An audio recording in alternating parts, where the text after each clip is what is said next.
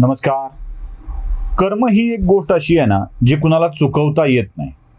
मागच्या काळातल्या कर्माची फळं पुढच्या काळात भोगावीच लागतात. तुम्ही कितीही चुकविण्याचा प्रयत्न करा, ते चुकत नाही. कर्माचा सिद्धांतच असा आहे.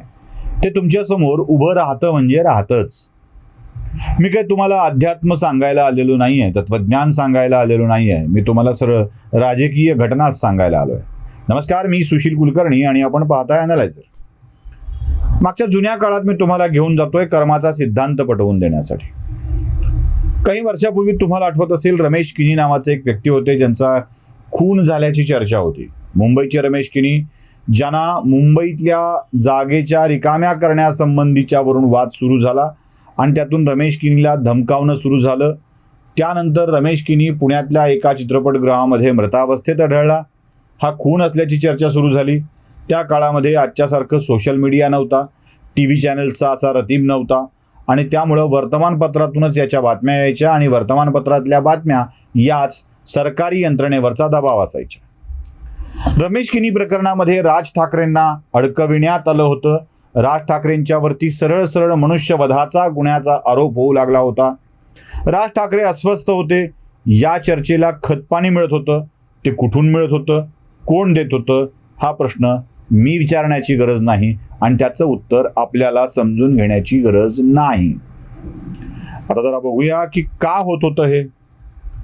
बाळासाहेब ठाकरे शिवसेनेचे प्रमुख होते आणि बाळासाहेब ठाकरेंच्या नंतर शिवसेनेचा प्रमुख कोण, अशी त्या काळामध्ये जोरदार चर्चा होती. बाळासाहेबांचा वारसदार महाराष्ट्रामध्ये शोधला जात होता. खरं तर शोधायची गरज नव्हती. 2 पर्याय होते, दोन्हीपैकी एक निवडायचा होता.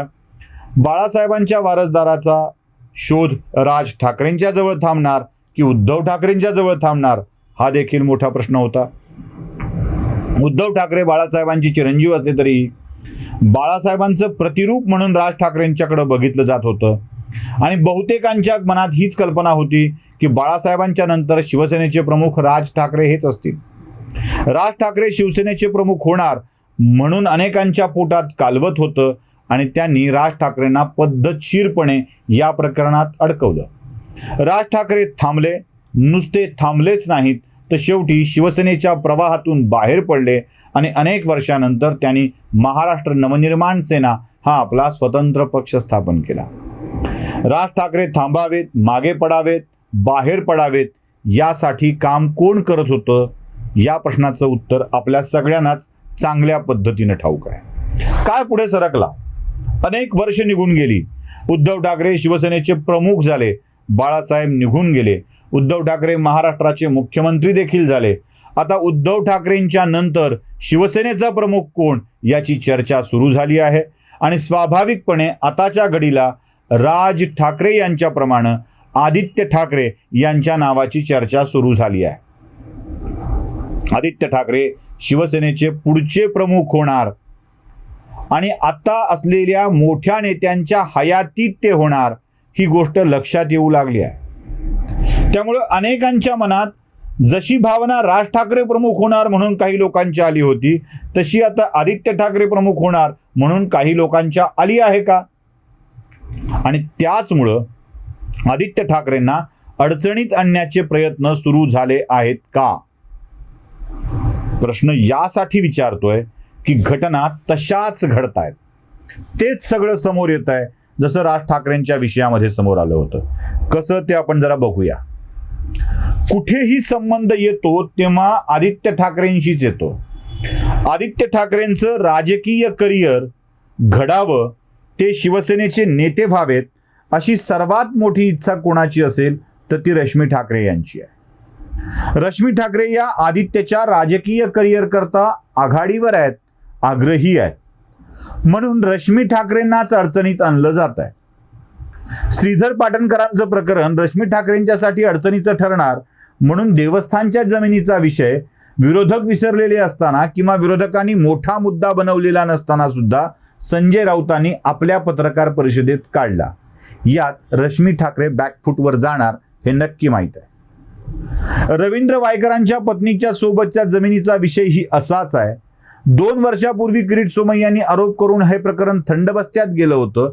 पण तरीही पुन्हा एकदा संजय राऊतांना हा मुद्दा आपल्या पत्रकार परिषदेत काढावा वाटला आणि त्याची जोरदार चर्चा सुरू झाली. मी हा संजय राऊतांच्यावरती आरोप करायचा म्हणून बोलत नाहीये, तुम्हीच तपासा. संजय राऊत बोलण्यापूर्वी कोर्लईच्या जमिनीबाबत काहीतरी चर्चा होती का? 2 वर्षापूर्वी किरीट सोमय्यांची पत्रकार परिषद सोडली तर ती नव्हती. सोमय्यांनी याबाबतचा आरोप केला, ते शांत झाले. राऊतांनी पुन्हा विषय उकरून काढला आणि त्यावर चर्चा सुरू केली. म्हणजे रश्मी ठाकरेंच्या बाबत चर्चा सुरू व्हावी, त्या बॅकफुटवर जाव्यात, त्या शांत व्हाव्यात, यासाठीचा हा सुनियोजित प्रयत्न असावा का? जरा पुढे जाऊया.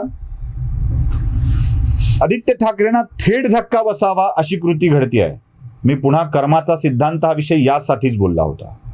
राज ठाकरे यांना रमेश किणीच्या हत्येमध्ये गोवण्यात आलं, त्यावरून ते बॅकफुटवर गेले आणि शिवसेनेचे प्रमुख झालेच नाहीत.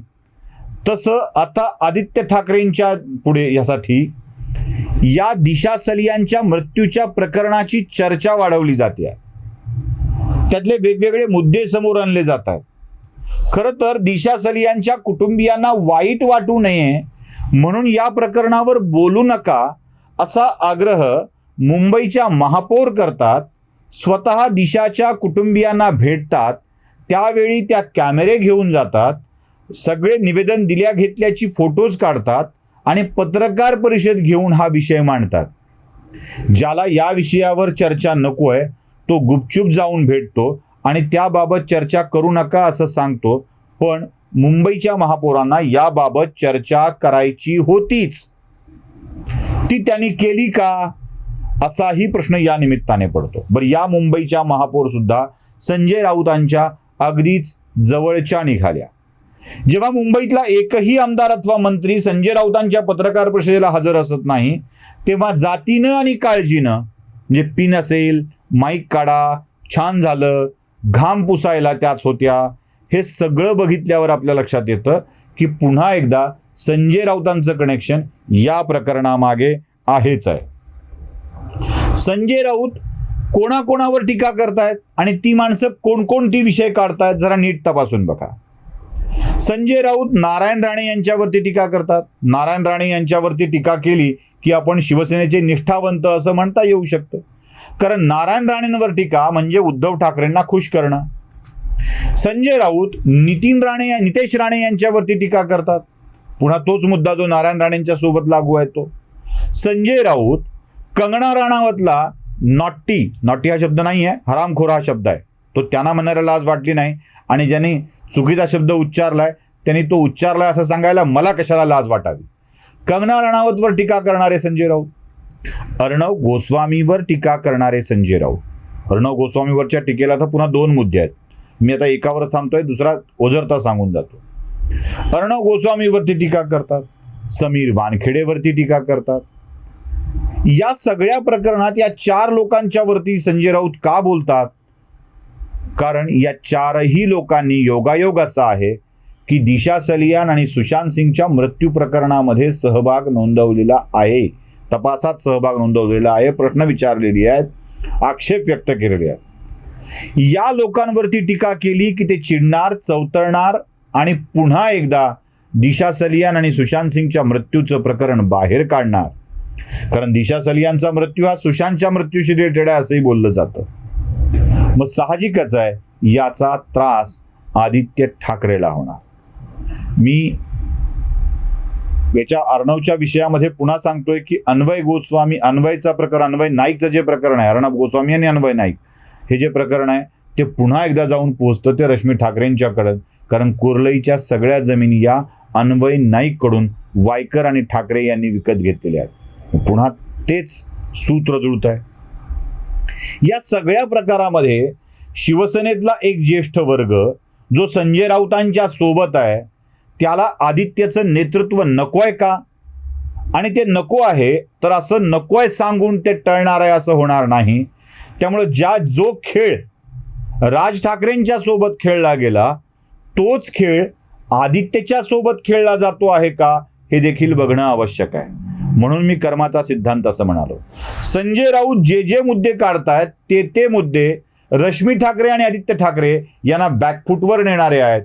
शिवसेनेतलं नेतृत्व आदित्य ठाकरे शिवायचं पुढचं कोणीतरी असावं असा विचार करणारी मंडळी राज ठाकरेंच्या सोबत जे घडलंय तेच आदित्य ठाकरेंच्या सोबत करणार आहेत का हे देखील तपासून बघितलं पाहिजे. मुद्दे मांडणं आमचं काम आहे, चर्चा झाली पाहिजे असं म्हणणं आमचं काम आहे. ते करतोय. यात कितपत तथ्य वाटतंय याचा निर्णय तुम्हीच घ्यायचा आहे. नमस्कार.